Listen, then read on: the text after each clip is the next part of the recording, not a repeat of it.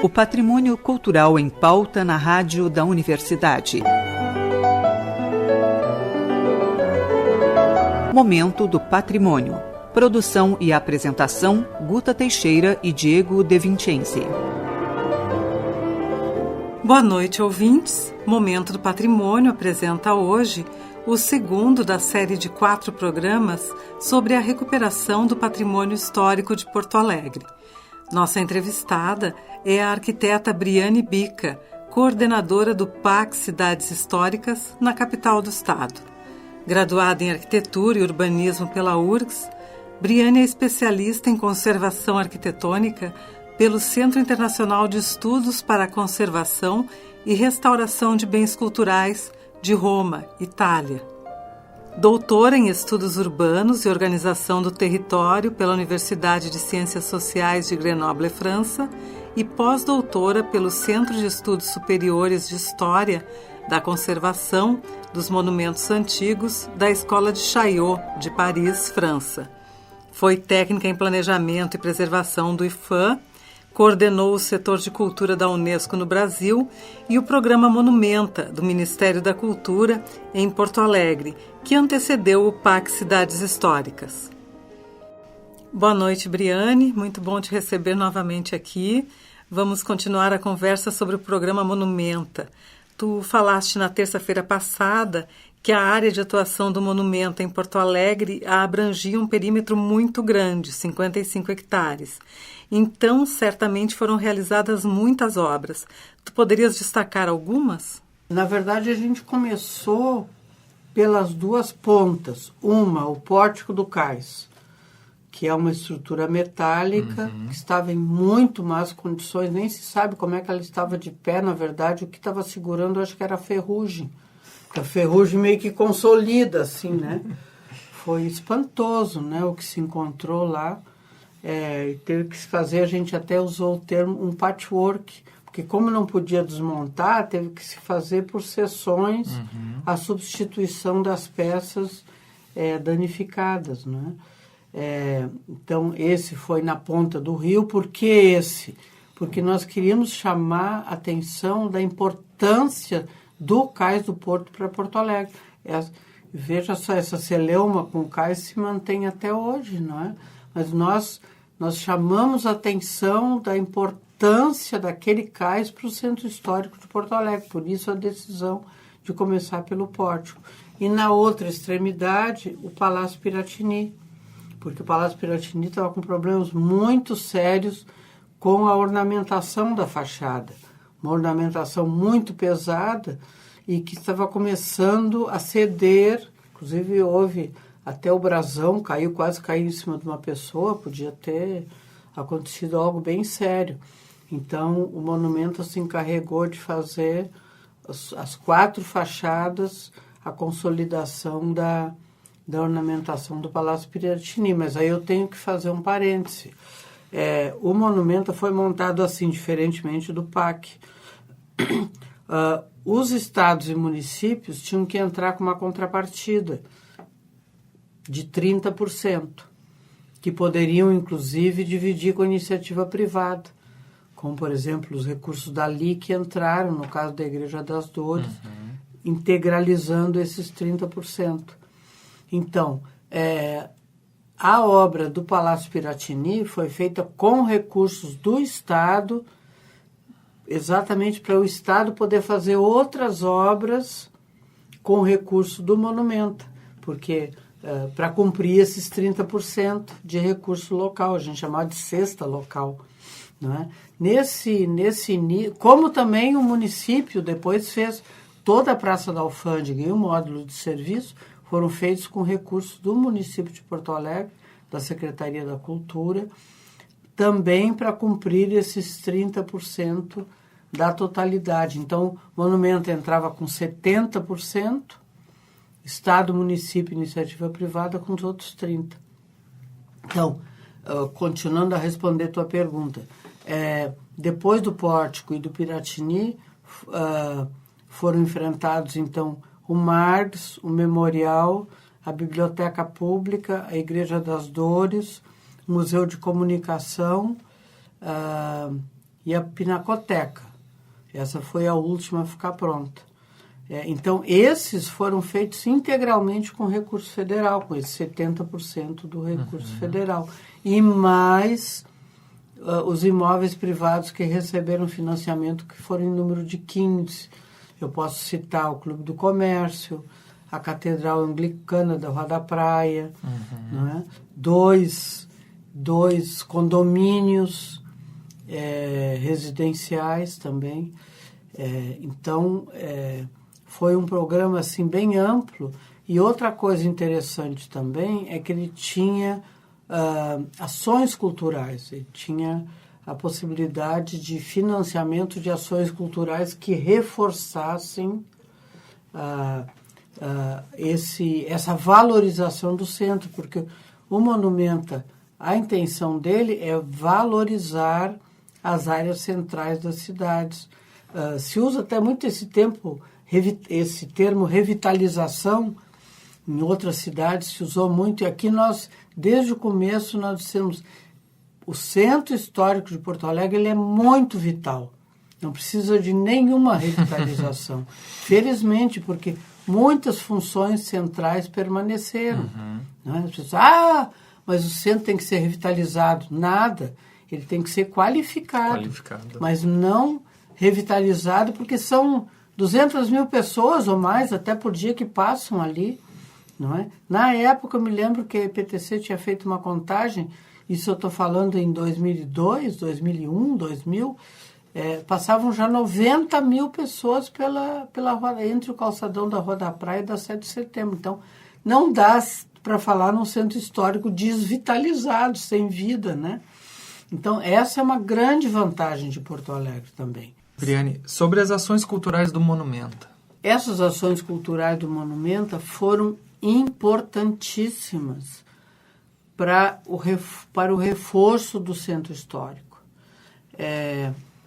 Nessa época, quando nós começamos, em 2001, atendendo às exigências do BID, aí eu faço um parêntese, como a metade do recurso do Monumenta era financiamento do BID, financiamento, o banco não dá um tostão, ele financia. Nós todos brasileiros estamos pagando os juros do Monumenta para o Banco Interamericano.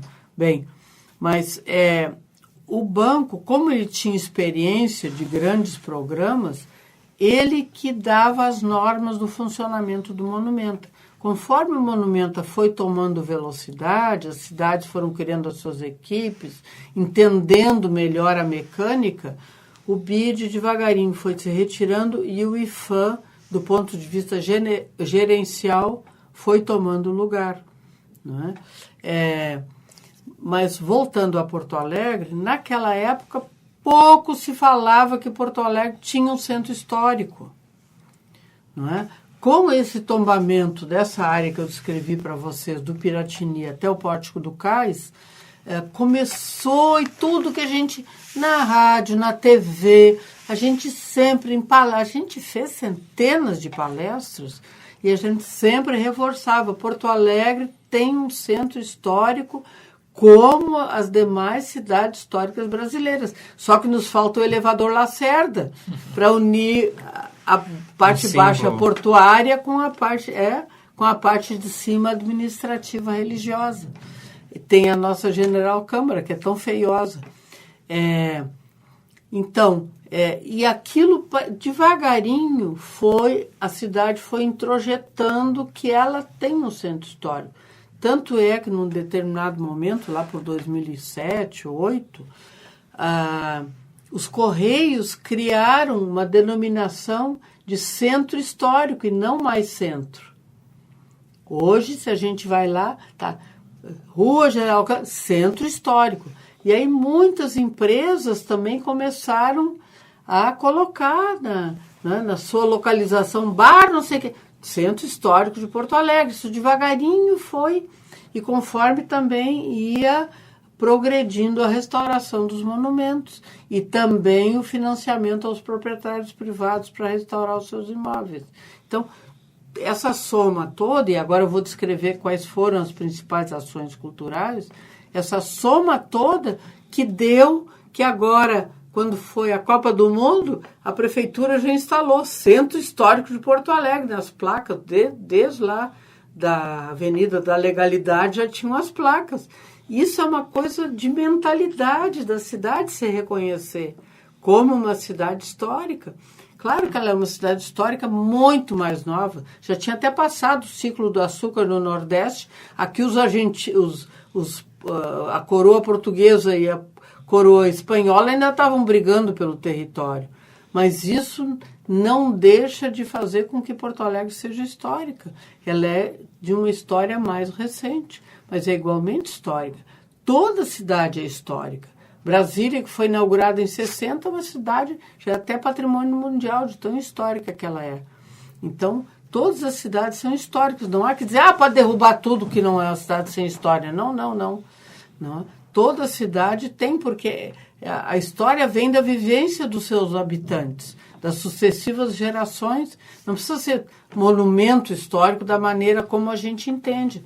Lá em Brasília tinha uma caixa d'água na cidade de Taguatinga, teve que ser demolida para fazer uma segunda pista da entrada, do acesso da cidade. As pessoas choravam, porque foi demolida, aliás, uma caixa d'água das mais feias, mas era afetivamente ligado às pessoas. Exatamente, as pessoas quando vinham de ônibus, longe, viam aquela caixa d'água alta, eu estou chegando em Taguatinga. Ponto de referência. É isso que interessa, né? Como é que aquilo está Não tem monumento sem referência nas pessoas.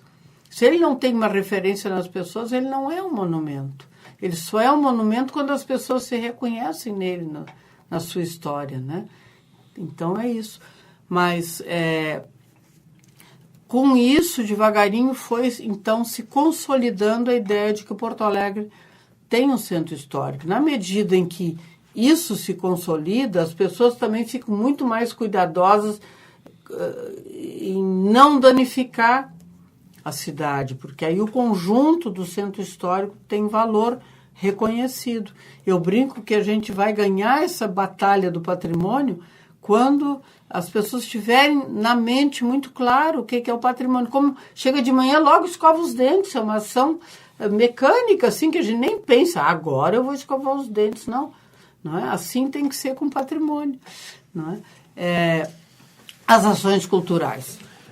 Houve uma que eu reputo a mais importante de todas e que começou porque as entidades do movimento negro já tinham esse projeto, que é o Museu de Percurso do Negro no centro de Porto Alegre.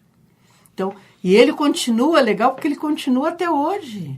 Ele adquiriu moto próprio e ele continua até hoje. Então, o que é? Quando se montou o programa do Monumenta, logo as entidades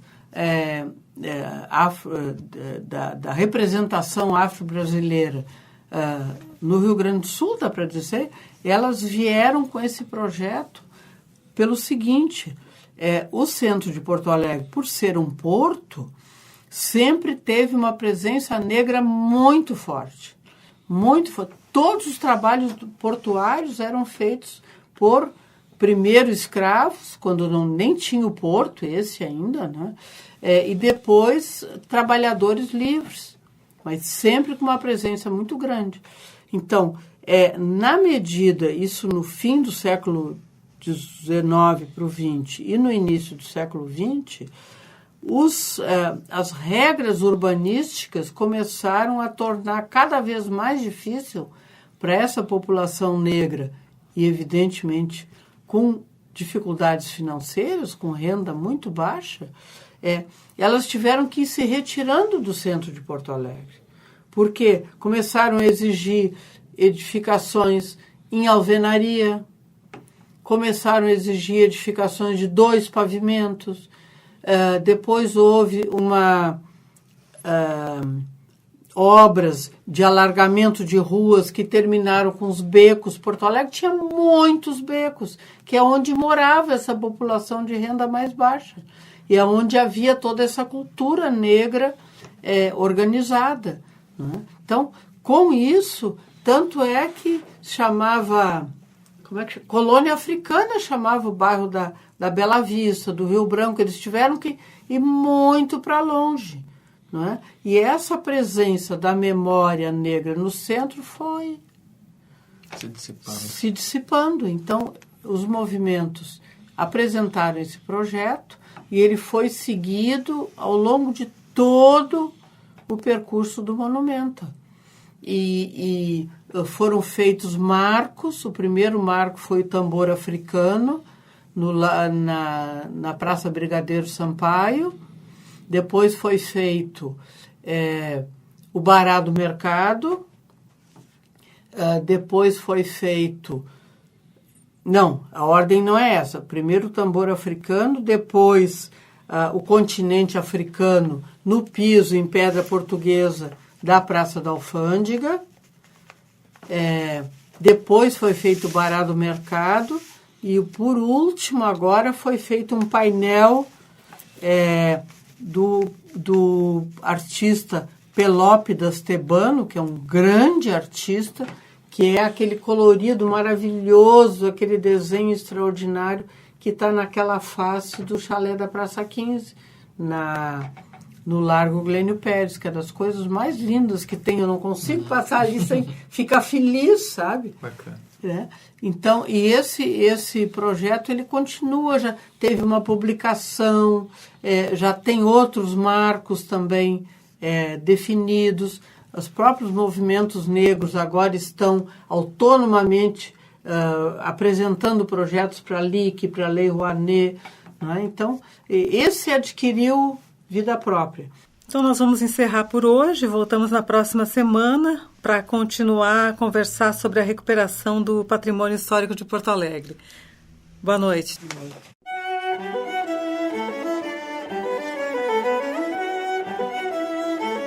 Momento do Patrimônio apresentou hoje o segundo da série de 4 programas sobre a recuperação do patrimônio histórico de Porto Alegre. Nossa entrevistada foi a arquiteta Briane Bica, coordenadora do PAC Cidades Históricas na capital gaúcha. Graduada em Arquitetura e Urbanismo pela URGS, Briane é especialista em conservação arquitetônica pelo Centro Internacional de Estudos para a Conservação e Restauração de Bens Culturais de Roma, Itália.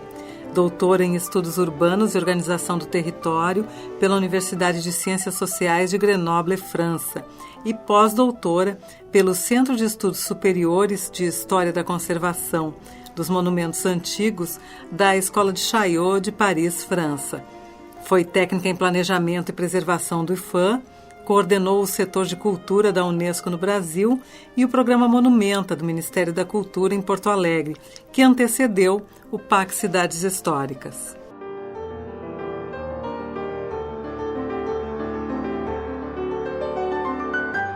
Este programa é uma realização do setor de patrimônio histórico da Superintendência de Infraestrutura da Universidade. O SPH coordena o projeto Resgate do Patrimônio Histórico e Cultural da URGS, que tem como objetivo a restauração do seu conjunto edificado e a sua adaptação à acessibilidade universal. O SPH também desenvolve ações educativas para a sensibilização das comunidades interna e externa à universidade, quanto à importância da preservação dos prédios históricos e para o fomento de discussões vinculadas à área do patrimônio cultural em geral. Para mais informações, acesse nossa página www.urgs.br/patrimônio histórico ou entre em contato conosco pelo e-mail patrimôniohistórico@urgs.br. Momento do Patrimônio tem produção e apresentação de Guta Teixeira e Diego De Vincenzi, gravações de Luiz Fogassi, edição e mesa de áudio de Jefferson Gomes. Voltamos na próxima terça-feira às 20h30. Boa noite a todos e até lá!